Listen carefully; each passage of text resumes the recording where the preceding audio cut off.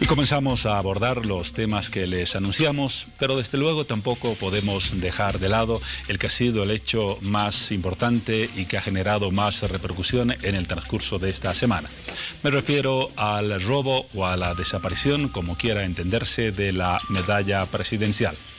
A propósito del tema, quiero recordar un comentario que formuló a principios de año el economista y analista político Carlos Toranzo. Él decía y ponía en duda la capacidad institucional y militar de nuestras Fuerzas Armadas. Toranzo afirmaba con algo de sorna que serían suficientes los Boy Scouts de Brasil para espantar a nuestras Fuerzas Armadas. Parece que su criterio ha tenido algo de respaldo en los últimos días a raíz del tema de la medalla, porque muchos se han preguntado lo siguiente: si las Fuerzas Armadas no son capaces de resguardar una joya, ¿qué responsabilidades mayores se les puede otorgar? Vamos a hablar del tema en los primeros minutos con Waldo Albarracín, rector de la Universidad Mayor de San Andrés. También vamos a tocar el tema anunciado de la elección del fiscal general de la República, pero aprovechamos su presencia, dada su condición de abogado y experto en derecho, para tratar algunos aspectos vinculados a ese tema, la medalla presidencial. Waldo, buenas noches, bienvenido a Hora 23. Muy buenas noches, agradecido por la invitación. Un saludo respetuoso a la audiencia de este importante programa. A propósito del tema de la medalla presidencial, en las últimas horas las autoridades del Estado y del Gobierno han cargado las responsabilidades individuales, es decir, en el teniente que tenía a su cargo la custodia de la medalla, y han dicho que se trata de una responsabilidad individual. Desde el punto de vista del derecho, lo que ha pasado amerita que exista un solo procesado y un solo sancionado, posiblemente en este caso el teniente de las Fuerzas Armadas o sus superiores también deberían ser parte de un proceso investigativo y de una posible sanción. Si bien en materia penal los delitos son intuito personae, significa eso que son responsables quienes cometen el hecho. Pero eso específicamente en cuanto al descuido. Pero la responsabilidad de la autoridad política es mucho más grande que las circunstancias concretas del momento del robo. ¿Qué quiero decir con esto? Si estamos hablando de uno de los símbolos patrios que viene desde la fundación de la República, por tanto el presidente tiene la responsabilidad de contar con un equipo de decanes o seguridad que gocen de la más absoluta idoneidad personal. Eso le corresponde a él, porque a ti te pueden designar en un cargo, pero quien te designa tiene responsabilidad sobre los aciertos o desaciertos tuyos, porque él te ha seleccionado. Entonces resulta que el presidente tiene gente de confianza, un edecán, ¿no?, que al final parece un proxeneta, que en lugar de esperar en el aeropuerto, primero pierde el vuelo, ya es responsabilidad más leve, pero es responsabilidad al fin. Segundo, en lugar de esperar el próximo vuelo en el mismo aeropuerto, mientras tanto se va a pasear por los prostíbulos el principal hombre de seguridad o de resguardo del primer mandatario. Este personaje tiene niveles superiores, como cualquier persona en la organización del Estado o de cualquier otra institución. El inmediato superior, el jefe de la Casa Militar, que ha sido pasado al retiro. La Casa Militar depende del Ministerio de Defensa. El Ministerio de Defensa está bajo la tuición y supervisión del presidente del Estado.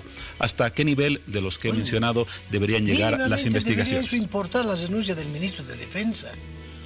Pero en este caso, lo que acontece siempre se trata de salvar a los de arriba y desplazar toda la responsabilidad en los de abajo. Aconteció lo mismo con la muerte o asesinato del estudiante de la UPEA. Si tú recuerdas...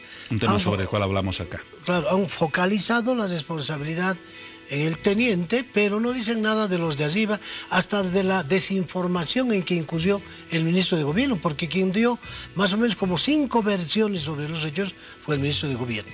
Bueno, entonces, ya en la política, la vieja práctica política, que no solo es patrimonio de este gobierno, sino de los anteriores, es que siempre a los de arriba se los pone a buen recaudo, aunque sean culpables, y los de abajo son los que tienen que ser utilizados como carne de cañón.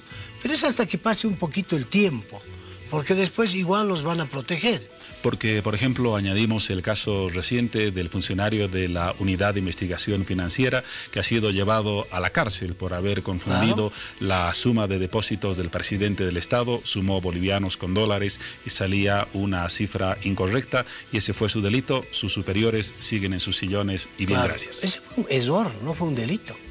En materia no solo penal, administrativa, hay que diferenciar el error de la transgresión y del delito. Son tres figuras distintas.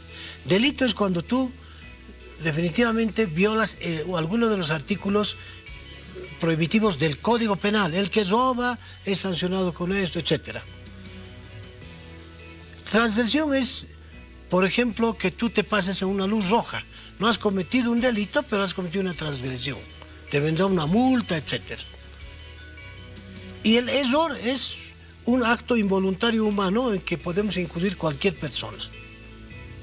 Ese ciudadano comete un error, pero como ese error le duele políticamente al gobierno en esta situación de conflictividad, oficialismo, oposición, etc., entonces convierten en delito en el error y en un abrir y cerrar de ojos lo mandan al señor adentro, pero con la complicidad de quienes, y ese es el tema que luego vamos a conversar contigo, que sobre la base de este tema vas a encontrar la razón.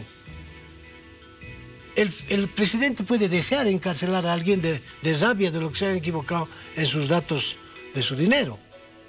Pero quien tiene la obligación de actuar con sobriedad, con apego a la norma y con imparcialidad es el fiscal y el juez. Y resulta que en este caso, tras el deseo del presidente y la orden del presidente, el fiscal y el juez se ponen también a la orden del órgano ejecutivo y lo mandan a la cárcel al señor sin el mayor argumento jurídico, violando sus derechos humanos y su derecho a la libertad. Vamos a hablar justamente en instantes del tema del fiscal general del Estado. Pero para cerrar el tema con el cual iniciamos esta entrevista, el caso de la medalla presidencial, vamos a recordar algunos de los tuits más destacados de las últimas horas para comentarlos en el cierre de este tema. Vamos a la característica que identifica este sector con distintos puntos de vista que se han conocido hoy en las redes.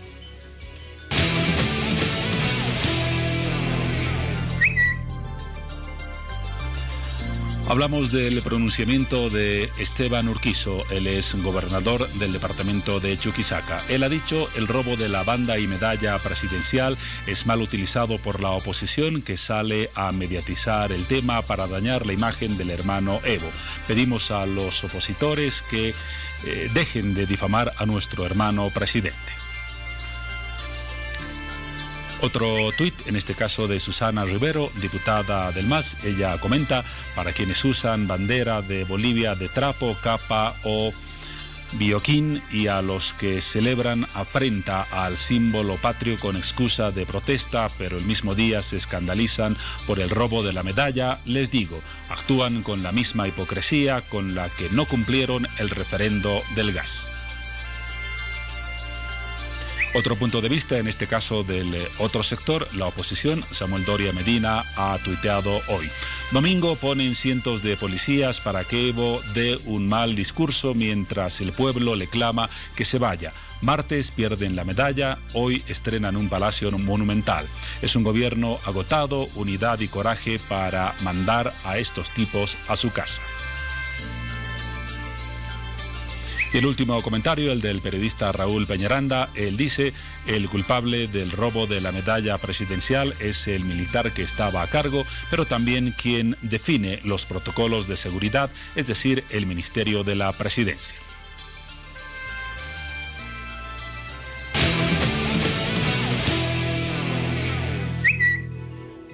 Los apuntes, comentarios y análisis sobre el tema de la pérdida de la medalla presidencial. Ahora sí, Waldo, en el tema del fiscal general del Estado, yo mencionaba en la presentación que la selección de los candidatos va a contar con la representación del sistema universitario. Así nos los dijo hace un par de días el senador que preside la comisión mixta.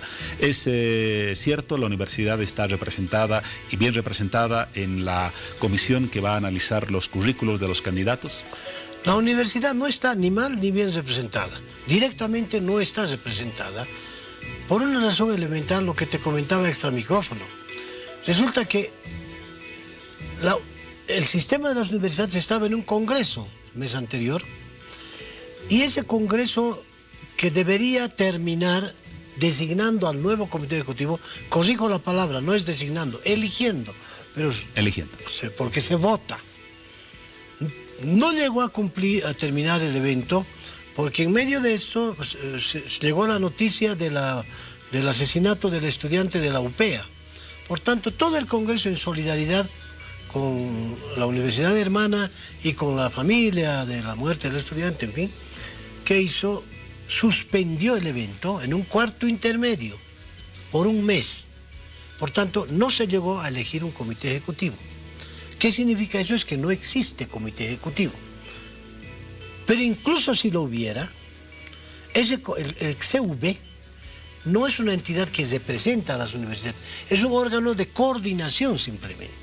¿Y quiénes son entonces los que van a preparar las pruebas y están en esa comisión? Ahí estaban eventualmente ellos dirigiendo el Congreso. ¿Por qué? Porque dentro de la norma universitaria, quien preside esta reunión de universidades es el rector anfitrión. Como el evento se estaba realizando en Potosí, por tanto quien lo presidía era el rector de la Universidad Tomás Frías. Esa era su función, dirigir el Congreso. Y lo acompañan a los costados, esa también está en la norma, el dirigente nacional de los docentes y el dirigente nacional de los estudiantes. Los tres integran el presidio. ¿Cuál es su función? Dirigir el evento de principio a fin. Listo, nada más. ¿Cómo llegaron entonces a la Comisión de Selección de Fiscales? Están arrogándose funciones que no les competen, y eso es delito. Es delito, que está previsto en el Código Penal. Quien se atribuye funciones que no le competen, peor si son funciones de esta naturaleza, públicas. Entonces, ellos eran solamente el presidium. Por tanto, ¿qué les encomendó el Congreso? Que como el cuarto intermedio iba a durar un mes, ahora está durando mucho más, de todas maneras, les dijeron, para que la oficina no esté cerrada, de todas maneras ustedes encárguense de que algunos trámites administrativos puedan continuar su curso, porque en el CUB hay muchos trámites de orden académico, administrativo, nada más, pero no representan al conjunto de las universidades, solamente estaban dirigiendo, por lo que te decía, el Congreso. Si ellos han llegado a firmar, yo no he visto, si hubieran llegado a firmar algún acuerdo, como CUB, en representación de las universidades, mínimamente tendrían que haber consultado. Ahora, ¿qué pasa con el proceso de selección de fiscal? Porque opositores y oficialistas, sabemos, tienen sus propios intereses y supuestamente la representación de la universidad, elaborando la prueba académica, verificando su resultado, daba un aval de cierta independencia y de meritocracia en el proceso de selección de candidatos. ¿En qué queda esta figura? A ver, cuando estamos ante un medio de difusión, debemos hacer el esfuerzo para hablar de la forma más sincera posible con el país. Porque es a ese pueblo al que no le debemos mentir. Que entre los políticos se mientan es problema de ellos, entre oficialistas y opositores. ¿Por qué te digo esto? Todos sabemos que en Bolivia, en los más de 30 años de democracia, ningún gobierno ha renunciado a la posibilidad fáctica, ilegal pero efectiva, de controlar los otros poderes. Porque si no, no podría ejercer de manera absoluta su función en el poder.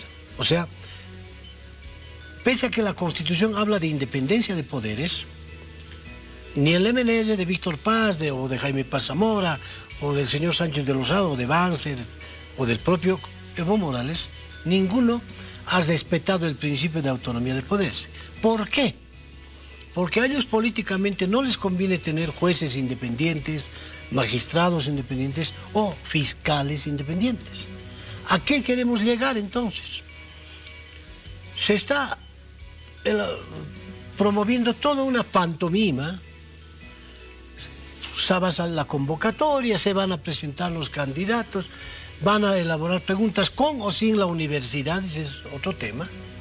Pero el resultado final va a ser que el MAS, el partido de gobierno, el Parlamento es el que designa por 2/3 al fiscal general. O sea que independientemente de los puntajes, de todo ello, igual el Parlamento tiene un abanico, por lo menos unos 5 profesionales afines al dominio.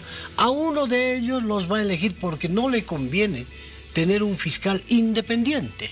El oficialismo afirma frente a esos argumentos que las condiciones de la convocatoria supuestamente evitarían esa figura. Se habla de una prohibición de presentación de candidatos que tengan una militancia reciente de 5 años en un partido político, la posibilidad de negar la participación a quienes tengan algún grado de consanguinidad con el presidente, el vicepresidente y los asambleístas legislativos. Estas 2 medidas son suficientes para frenar la intención que tú mencionas. Pero es que es insultar la inteligencia del pueblo boliviano. Por eso te decía, es importante hablar claro. Puede no ser militante, o sea, en términos de estar inscrito. Puede no ser pariente. Pero eso no nos garantiza que el fiscal que seguro van a elegir, varón o mujer, va a ser un funcionario en los hechos absolutamente subordinado al gobierno. Porque te imaginas, si quieren hacerle un juicio de responsabilidades a un expresidente, por ejemplo, necesitan del fiscal. Entonces, a ninguno de los gobiernos, para ser justo, no acusar solamente al MAS, sino al MNES, al MIRA, ADN, en fin, a ninguno de los gobiernos les ha convenido, y no tiene por qué el MAS ser la excepción, tener un fiscal independiente. Más bien por el contrario, ellos, los políticos, necesitan, cuanto más corrupto, cuanto más mediocre sea el fiscal o el magistrado del Tribunal Constitucional, mejor para ellos. Porque un profesional honesto, hay abogados y abogadas honestas, capaces, no va a permitir el telefonazo que le va a dar el ministro de Gobierno o el ministro de la Presidencia o el propio presidente. Si estas fueran las condiciones, las que acabas de mencionar, ¿cuáles serían las consecuencias de no contar con un fiscal independiente para el sistema democrático, para el Estado de Derecho y para las garantías ciudadanas en general? La consecuencia inevitable, por lo menos hasta este momento, por la correlación de fuerzas que tiene el MAS en el Parlamento, es que seguimos retrocediendo en democracia, se va ahondando el problema de la indefensión ciudadana, de la inseguridad jurídica. Y permíteme darte un ejemplo. Con aspavientos han hablado del juicio al expresidente Mesa, ¿no es verdad? Le estaban dando con todo, o sea, han tomado todos los recaudos, el fiscal lo ha acusado, el Parlamento estaba abriendo, y de pronto cuando se dieron que políticamente eso más bien le estaba beneficiando a la persona a ser enjuiciada, de pronto en su evaluación política dicen, esto nos está perjudicando políticamente, y deciden que ya no va a haber juicio, o estoy mintiendo. Han decidido congelar el juicio al señor Carlos Mesa. ¿Por qué? ¿Porque creen que es bueno o es inocente o es culpable? No, porque se dieron cuenta que a través de ese juicio le estaban haciendo un favor, así hablando claro. Entonces se dieron cuenta que lo estaban haciendo crecer, por tanto pararon. ¿Y el fiscal qué dijo? O sea, el fiscal que furibundo lo estaba acusando, mutis, ¿no es verdad? Para eso necesitan fiscales absolutamente genuflexos, es decir, para que desde el Palacio le digan, acusa a esta persona o no acuses a esta otra. Dale impunidad a este otro, aunque sea culpable, o mandarlo a la cárcel, etc. Ellos necesitan muñecos, no necesitan abogados honestos o abogadas honestas, porque una persona honesta, reitero, no va a permitir ni la presión económica ni la presión política, se va a someter solamente a la ley. Como dijo Franz Tamayo, la única servidumbre que no mancha es la servidumbre a la ley. Pero ellos necesitan más bien exactamente abogados con parámetros de lo contrario, es decir, serviles, mediocres, mejor si son corruptos, porque al corrupto lo puedes manipular. Para cerrar el tema, Waldo, mencionaste que la representación o la supuesta representación de la Universidad Boliviana en la comisión no es legítima. ¿La UNSA va a impulsar alguna acción legal para cuestionar esa participación? Claro que sí. ¿Cuál va a ser?